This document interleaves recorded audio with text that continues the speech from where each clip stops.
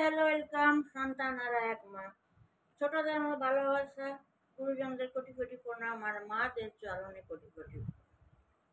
তাকেই বলে সন্তান আর এক মা। চলে এসেছিস নতুন নতুন ট্রু স্টোরি। আমাদের পৃথিবীতে দণ্ড কখনো কমবে না, যেটা আমি দেখছি। দণ্ড কখনো কমবে না, কিন্তু এই দণ্ডকে কে বন্ধ করবে পৃথিবীতে? ঠিক আছে, অল্টারনেট একটা দণ্ড হয়ে যাচ্ছে। এবার আপনারাই বলুন, মেয়েদের প্রোটেকশন কে নেবে? মা বাবারা কত নেবে? সন্তানদের পড়াশোনা শিখিয়ে ঘরে বসিয়ে রাখবে, নিজেদের ফিউচার, ছেলেমেয়েরা বিশেষ করে মেয়েরা নিজেদের ফিউচার বানাবে না। এখনকার বাস্তব দুনিয়াতে আমি সকল মেয়েদের ডেডিকেট করছি, আনম্যারিড মেয়েদের, নট ম্যারিড, যারা 1 বাচ্চার মা, 2 বাচ্চার মা, 10 বাচ্চার মা, ইয়াং বয়সে, তাদের জন্য অনলি ফর লেডিস যারা আনম্যারিড, সেই তাদের ডেডিকেট করছি। দেখো, পড়াশোনা করো, বেরিয়ে যাও, নিজের লাইফ তৈরি করো নিট অ্যান্ড ক্লিন হয়ে। যখন জানো আজকালকার দিনে প্রপারলি একটা মানুষের যেটা দরকার, প্রপারলি একটা যেমন, আচ্ছা আমার মেয়েকে নিয়ে বলি, মীনাক্ষীর রূপ রং দেখলাম, মীনাক্ষীর ওয়েট দেখলাম, মীনাক্ষীকে আমি কিভাবে খাইয়ে মানুষ করেছি, মীনাক্ষীকে আমি কি কি শিখিয়েছি, এবং এটাও ফোকাস রাখি মীনাক্ষী কি খাচ্ছে বা কি খাচ্ছে না, কি পড়ছে বা কি পড়ছে না, কাদের সঙ্গে মিশছে বা মিশছে না, সেটা মীনাক্ষী আমাকে প্রত্যেকটা রিপোর্ট দেয়।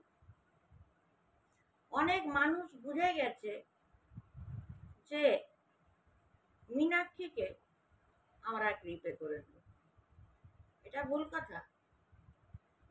তোমরা যারা কালপিট গুলো, এটা কিন্তু জেনে রাখো, একটা বড় যদি কোনো ক্রাইম হয়ে যায়, সিআইডিরা সিভিল ড্রেসে আসে, অন্য রূপ নিয়ে ঢোকে, আর সেটাই হলো মীনাক্ষী মাইতি। শত্রুদের সঙ্গে মিশবে, শত্রুদের কাছে মায়ের 50টা গাল দেবে, যাতে মায়ের নামে 50টা গাল দিলে অপোজিট ম্যানের কাছ থেকে যেন 200খানা মায়ের গালি শুনতে পায়, বা দেখে মাকে কি রূপে দেখছে, আইডেন্টিফাই করতে থাকে, আর বদমাশি করে আমার দুর্নাম করতে থাকে।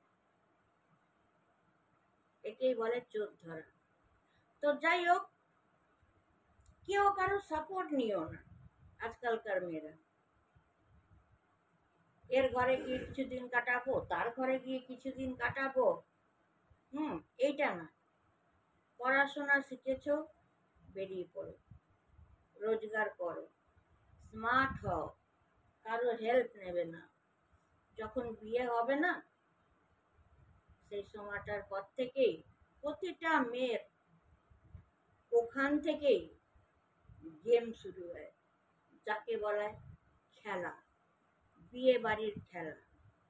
ওই যে বিদায় দিল, সেই যে মেয়ে চাল যখন বাবা মাকে দেয়, তোমার যা খেয়েছি ঋণ শোধ করে যাচ্ছি, এইটা না এখানে আটকে গেল।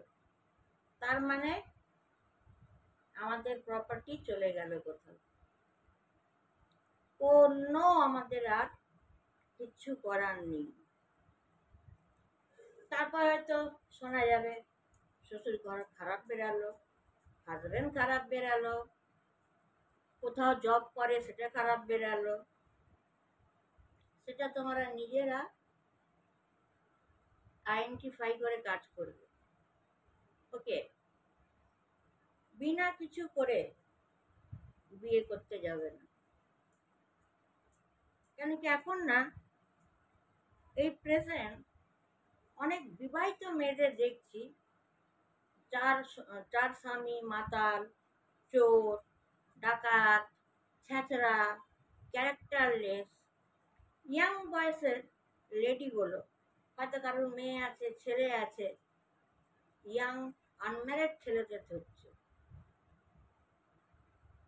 কিন্তু এইটা বুঝতে পারছে না যে এই আনম্যারিড ছেলেকে বিবাহিত বউ ধরছে। আচ্ছা, এটার আমাকে একটু প্রশ্নের উত্তর দেবেন, কমেন্ট করবেন। মেবি ধরলো, ভালো, ছেলে হয়তো জানালো আমি বিধবাকে প্রেম করেছি, ওর একটা ছেলে আছে। আমি সধবাকে ভালোবেসেছি, তার 4টে মেয়ে আছে। হলো, এই যে মেয়েরা, বিবাহিত মেয়েরা, নর্মাল ছেলে, বিয়ে হলো, এখন কিন্তু তোমরা খুব ভালো থাকবে। কেন বলো তো? রূপ রং আছে, তখন কিন্তু সেকেন্ড লাভার, সেকেন্ড হাজব্যান্ড প্রচুর ভালোবাসবে। কিন্তু প্রথম বলছি, যদি তোমাদের একটা ছেলে বা একটা মেয়ে যাই থাক, অতক্ষণ অবধি ঠিক আছে। যখন বেবি হবে না, তখন ওই মানুষ ওই বাচ্চাকে তখন অ্যাভয়েড করবে, প্রথম। দ্বিতীয়, কোনো কারণে হাজব্যান্ড ওয়াইফের ঝগড়া, সেই ছেলেই বলবে গরু নিয়েছি, বাছুর কেন নেব? আমি কি ঠিকা নিয়ে বসে আছি? তখন কোথায় যাবে? কোনো মা পারবে? এনিহা বলবে যখন জওয়ানি শেষ হয়ে যাবে, আরে ছাড়, তোকে তো আমি সাহারা দিয়েছি, তোর বাপ মা তো এই, ওই তো তোর স্বামী দেখলাম, আমি বলেই প্রেম করেছি, তোর বাপের ভাগ্য ভালো, ভালো ঘর পেয়ে গেছিস, কিভাবে এত কিছু সব কিছু করলি? হয়তো বলবে, সব হয়তো মডার্ন মা, মডার্ন বোনদের দেখে করেছিস। একটু বয়সের পরেই বলবে আমি ছাড়া তোকে কেউ বিয়েই করতো না। আমি তো ভাবতে পারিনি, আমি ভেবেছিলাম গরু রাখবো, বাছুর রাখবো না, কিন্তু তুই তো অন্য জায়গায় তীর চলিয়ে দিলি। এটা বলতে বাউন্ড, বারে বারে বলে দিচ্ছি। তবে যাক, একটাই কথা বলবো, প্রত্যেক মেয়েদের বয়স হয়ে যাক 60 বছরেও বিয়ে হয়। নিজের পায়ে দাঁড়াও, নিজের রোজগার করো, তবেই বিয়ে করো। এবং প্রত্যেক মেয়েদের বলছি, মাকে নিয়ে খেলা করবে না, মাই সব থেকে ডিয়ারেস্ট ফ্রেন্ড হয়, এবং একটি মাই সব কিছু করতে পারে। অনেক মানুষ ভুল করে ফেলে, সেটা তাদের প্রবলেম। পৃথিবীতে ভগবানের পর দ্বিতীয় স্থান মা, আর সেই মাকে যদি কেউ ভালো করে না রাখে, তার লাইফ তো আরো শেষ। তো আমার বলার বক্তব্য, নিজের পায়ে দাঁড়াও, যেন হাত না পাততে হয়, কথা না শুনতে হয়। আরেকটা কথা বলি এর মাঝে, যদি কোনো ছেলে বিবাহিত মেয়েকে যদি বিয়ে করেই নিল, 365 দিনে 300 দিন ঝগড়া মারপিট হবে। সোশ্যাল মিডিয়াতে বলছি, এই কেস আমার খানদানে জুটেছে, আমার খানদানে জুটেছে, সোশ্যাল মিডিয়াতে বলছি। নাম ভার্সন করব না, আমার মামার তরফ থেকে, না বললে নয়। একদিন আমি গানের রেয়াজ করছিলাম, খুব শর্টে বলবো, যাতে আমি 12 থেকে 13 মিনিটে শেষ করতে পারি। হঠাৎ আমি গান শিখছি, দাদু আছে, দিদা আছেন, তো মামা বাড়িতে মানুষ, ফোন ছিল, ব্ল্যাক ফোনগুলো, কল এলো, বললো আপনার ছেলে একটা বিবাহিত মেয়েকে বিয়ে করেছে, তার একটা ছেলে আর একটা মেয়ে আছে, ঠিক আছে? শুনে তো দাদু ফায়ার। দেখা গেল সঙ্গে নিয়ে এসছে, কিন্তু বউটাকে আসছে, কেউ গ্রহণ করলো না। আমার দাদু স্টেটকার বলল, বাচ্চা দুটোকে নিয়ে আয়। বাচ্চাগুলোকে নিয়ে এলো, একটা ছেলে একটু মেয়ে, এখন সব বাইরে বাইরে আছে। তারপর কি হলো, ওরা আলাদা থাকতে লাগলো এবং নিজেরও বাচ্চা হলো। ব্যাস, ওখান থেকেই লাইফের টার্নিং পয়েন্ট শুরু।